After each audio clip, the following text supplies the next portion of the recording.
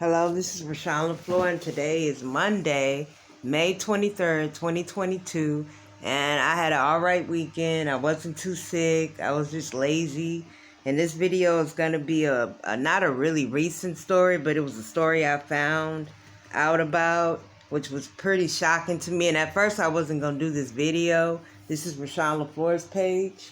My other YouTube station is Shawnee Tells the Truth.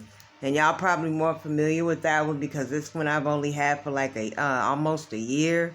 And I don't have a good subscribe rate on here because I had thought that they took my YouTube channel down. So I opened up this one as a new one because I didn't know what happened with my old account. So this video, and I got to make it fast, is about a lady named Christy in the case of a mother and a daughter that was raped, the mother, and the daughter was raped and assaulted and murdered because this woman was strung out on drugs. And this video is not about what happened because I don't like to steal people's stories. But this is about me meeting this lady about this story. I don't know her last name, but what was upsetting to me, what happened is she let her daughter, and she sold her daughter to the devil. And she was just thinking about herself and her safety and not her daughter's safety.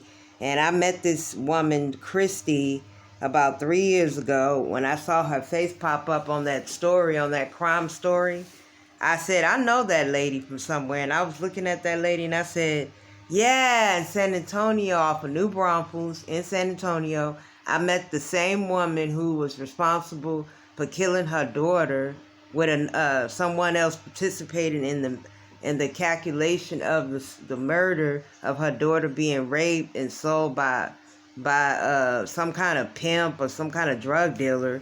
And I met this woman, and she was pregnant about 3-4 years ago. I believe she was in San Antonio 3 years ago. When I noticed her face, I remember meeting her outside a barbershop on the east side of San Antonio. And at that time, she was probably pregnant with her third child, which is a boy. And she was asking me if I wanted to come in there and buy and get a haircut. And I said, all I have is sons. And her and the baby daddy, not the killer, but the baby daddy that she had the little girl with was half-breed. The dad was black, was opening up a barbershop in San Antonio down the street from here, not too far from where I live. And I was shocked to see her face because I said, I know that face. I've seen this woman before, I could have sworn, but I had to remember to do this video to remember who she was and what she represented at that time to me, because she looked like a normal mom, pregnant, wearing baggy black clothes, and I think she was wearing like a black lacy top, and she was wearing black leggings. And she said she gave me a card to open up the barbershop that they were going to be opening next weekend of that following year. And I didn't ever go back and tell my sons about it because I probably didn't talk to them or associate with them. And I was just kind of shocked that this same woman that I met was responsible for the killing of her daughter, which I didn't know how many children she had, which I didn't remember the resemblance of the little girl, which was very beautiful.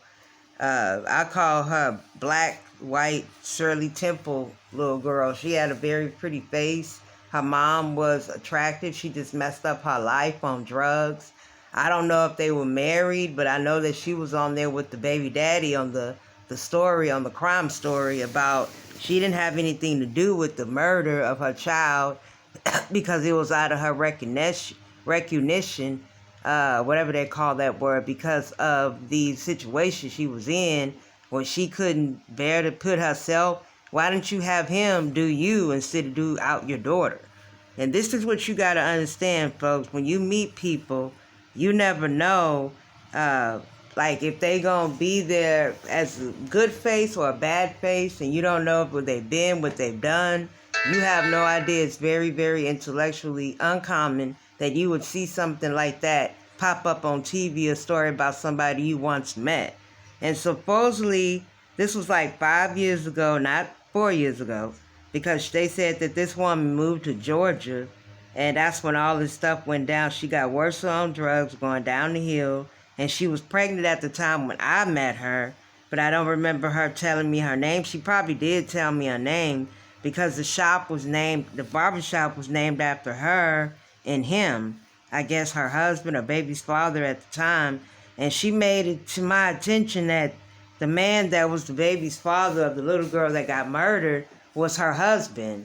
And I remember her referring to him as her husband. Me and my husband gonna open up a barbershop, and we were outside the barbershop they were gonna open when I was getting off my transportation from a doctor's appointment, I believe, or something.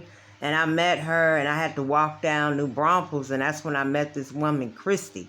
So if you probably noticed this video from a guy that's on YouTube, he does crime stories and like animation, and he does cool tricks with the camera with the eyes blinking, and I don't know, you know what I'm talking about, but this story keeps popping up on my YouTube page, and I just had to do a story about it because I once met this female, which is now serving probably 80 to 70 years in prison, which black folks won't get if she was a black woman.